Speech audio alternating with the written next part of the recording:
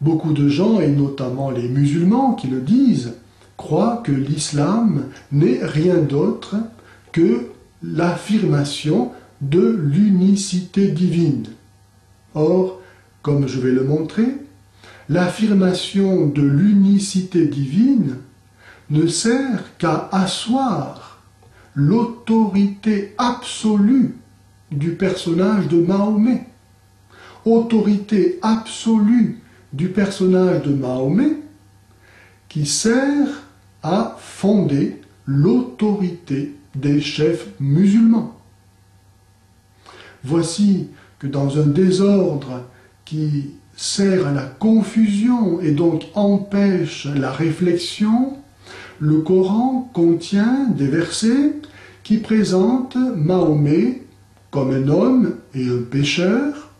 Sourate 33, verset 56, sourate 40, verset 55, sourate 47, verset 19, sourate 48, verset 2. Et d'autres versets où Mahomet est associé totalement à Allah. Par exemple, nous lisons à la sourate 4, verset 80, « Ceux qui obéissent au prophète obéissent à Allah ». Obéir à Mahomet, c'est obéir à Allah. L'amalgame est parfait. L'obéissance réclamée par Mahomet est si absolue que lui désobéir est synonyme de damnation, de perte éternelle. Nous lisons à la sourate 72, verset 23, « Quiconque désobéit à Allah et à son prophète aura le feu de l'enfer. » Mahomet et Allah sont si bien associés que le salut dépend de leur obéissance conjointe. Obéir à Allah, c'est obéir à son prophète, et obéir à son prophète, c'est obéir à Allah.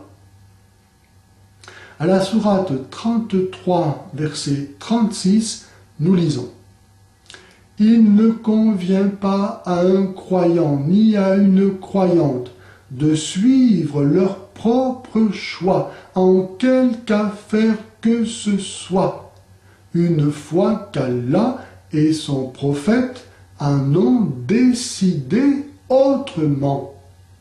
Quiconque désobéit à Allah et à son prophète s'égare de toute évidence. » Il est donc ici demandé aux musulmans d'accepter que soit substitué au jugement intime de leur conscience personnelle les jugements d'Allah et de Mahomet. Autrement dit, Mahomet est mis ici au rang de Dieu pour prendre possession du sanctuaire intime de la conscience personnelle réservé à Dieu seul. Et Mahomet en arrive à si bien jouer le rôle d'Allah qu'il en oublie de cacher son jeu et va jusqu'à demander que l'on obéisse non plus à Allah, mais à lui-même. « Obéissez-moi » dit-il à la sourate 71, versets 2 à 3. « Obéissez-moi » Il ne lui aurait pourtant pas été difficile de continuer, de commander, d'obéir à Allah, puisqu'il était le seul par lequel Allah donnait ses ordres, et que ceci coïncidait toujours, étrangement et exactement, avec ses propres intérêts. Mais voilà qu'à la sourate 59, verset 8, les musulmans sont dits porter secours à Allah lui-même lorsqu'ils portent secours à Mahomet. Autrement dit, sans les musulmans, Allah est perdu. On peut même se demander s'il existerait encore. À la sourate 4, verset 65, nous lisons: Tant qu'ils ne t'auront point fait juge de leurs différends, ils ne trouveront plus ensuite en eux-mêmes la possibilité d'échapper à ce que tu auras décidé. Et ils s'y soumettront totalement.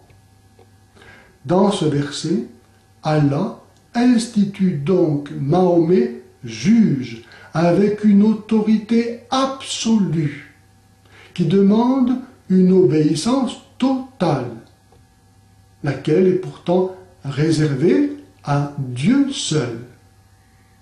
Ce que les musulmans appellent de l'associationnisme. Et en bon français, on appelle cela de l'idolâtrie. C'est donc Mahomet qui décide, ce n'est même plus Allah. C'est Mahomet qui juge de ce qui doit être connu comme étant bien ou mal, au nom d'Allah.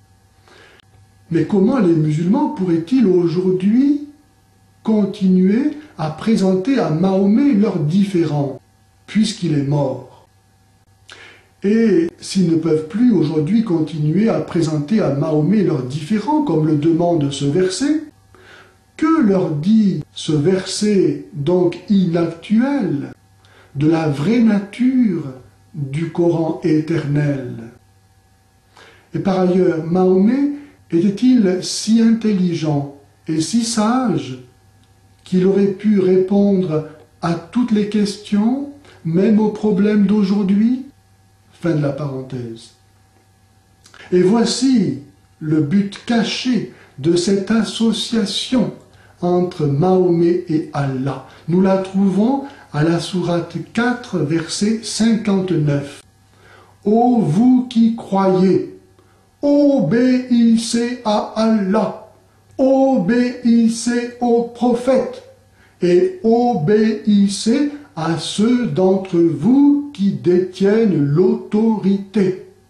Voilà, dans ce verset, l'obéissance due à Dieu, l'obéissance due à Mahomet et l'obéissance due aux chefs musulmans sont mises sur le même registre. Et de même que l'obéissance due à Mahomet était synonyme d'obéissance à Allah, de même, l'obéissance due aux chefs musulmans est la même que celle qui est due à Allah, par l'intermédiaire de l'obéissance qui est due au prophète.